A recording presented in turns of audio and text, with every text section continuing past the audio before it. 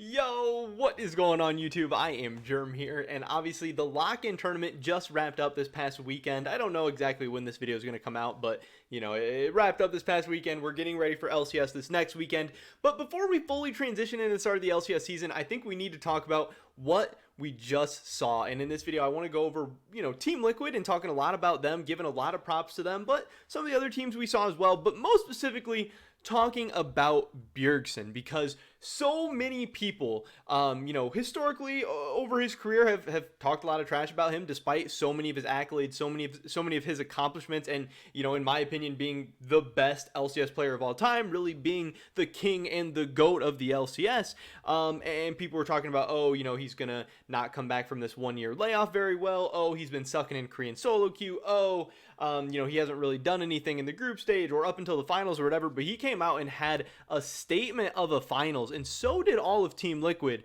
and all of a sudden this team is looking very, very scary. So definitely drop a like if you guys do enjoy this video. I'd appreciate that a ton. Subscribe, stay up to date on all my latest content. Consider checking out the first link in the description below for the merch we dropped.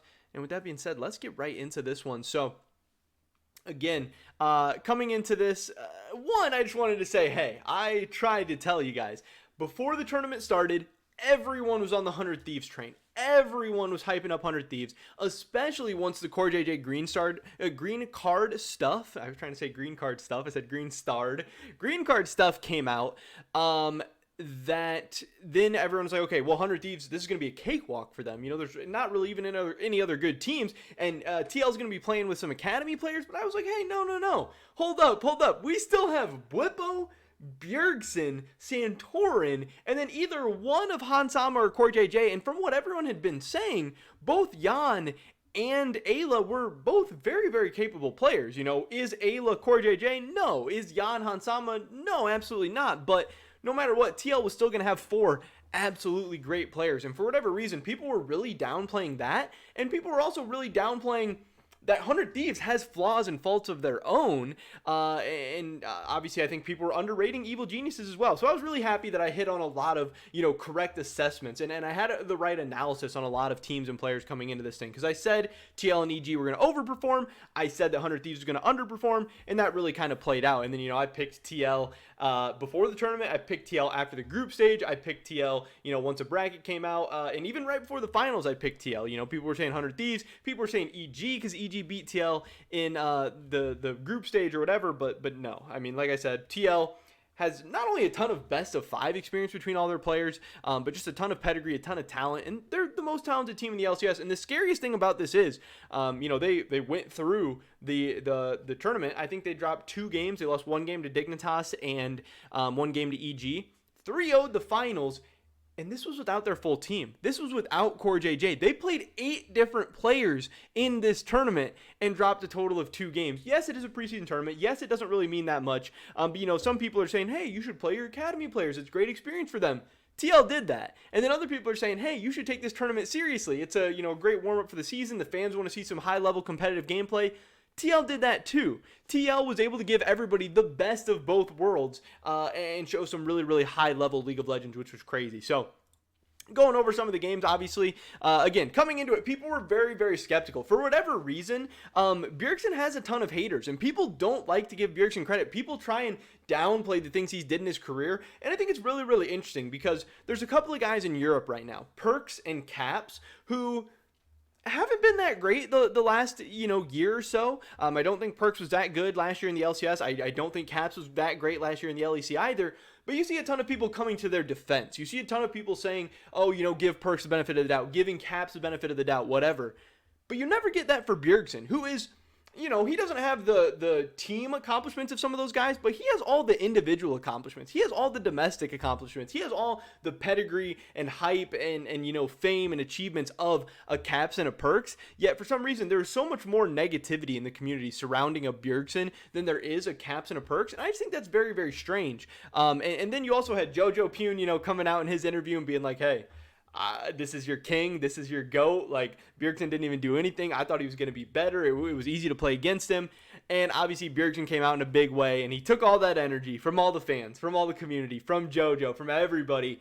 He dropped an 8-0 Silas game to start this thing. I believe he had a quadra kill in one of the team fights as well. He absolutely popped off. Now, he had a ton of help from his team. His team played great. Hansama doing amazing on the Aphelios. Santorin, 15 assists on the Jarvan, and Bwipo was dominant throughout this whole tournament. Bwipo is in great form right now, but this was a huge statement from Bjergsen, to stick it to JoJo, to stick it to everyone, saying, people were saying Bjergsen's not going to be the best mid laner in the LCS. He's not going to be one of the best players in the LCS, that this 1 year break was like this biggest deal in the world, which I thought was so strange. He went out in 2020 playing extremely well. One of his better seasons of his career, taking that really bad TSM team and winning a title with them. Yes, they went 0-6 at Worlds, but again, I don't think that TSM team was good at all.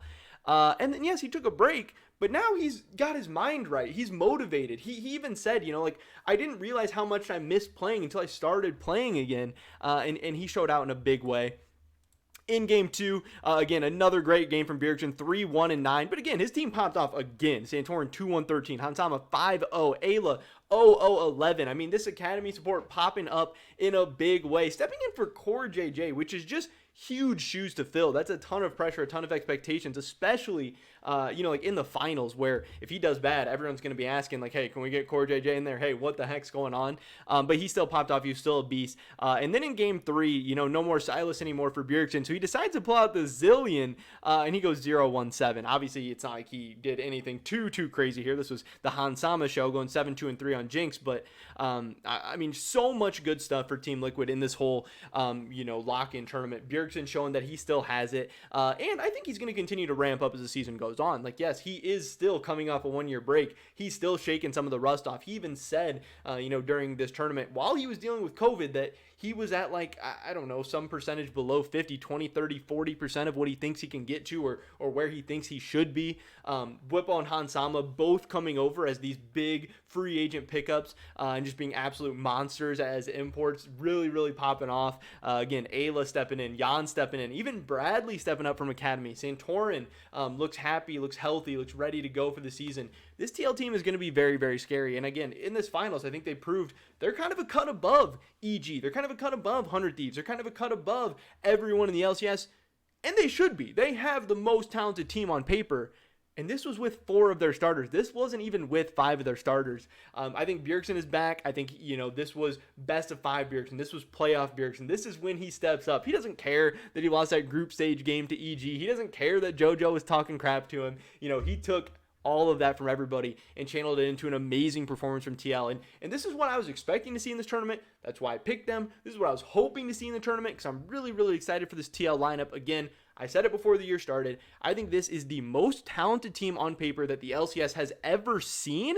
And I think right now they, at least from what I saw in Lock-In, again, it's a preseason tournament. Who knows exactly, what kind of form or everything anyone's in. But especially this EG series where both teams were trying very hard. I think TL's looking like the best team in the West, especially when you look over at the West. Fnatic's coming off an 0-2 week. G2's a little bit rocky. Mad Lions isn't quite there. Vitality, kind of a slow start to the season. Rogue is undefeated, but I'm taking TL against Rogue right now. Rogue might be the best team in the West, and this might be a team coming out of NA, coming out of the LCS, that has a chance to make a run at Worlds and do something special. Maybe semis, maybe finals, maybe something crazy like that. Really, the only thing that was disappointing to me in this whole tournament, I thought this was great. EGTL, super entertaining, super fun, super awesome. We had upsets. We had some teams doing some things we didn't think they were capable of. We had some very great games. Viewership was obviously a little bit lacking. In the finals, yes, it was a 3-0, so, we didn't get a 5-game viewership or some silver scrapes or hype or anything like that, but still, average of 135,000 viewers, finals peak viewership of only 223,000. Yes, this was higher than, day 2 group stage TLEG. Yes, this was higher than the C9EG finals, but, part of this is TSM not having their lineup, TSM fans not showing out, but then also, preseason tournament, some weird stuff. I don't know. I hope viewership jumps up once the LCS starts next week, but I don't know. Like I said, the competitive League of Legends season, we're now a couple weeks into it. I don't know if people are just going to come back to the LCS all of a sudden. I sure hope they do.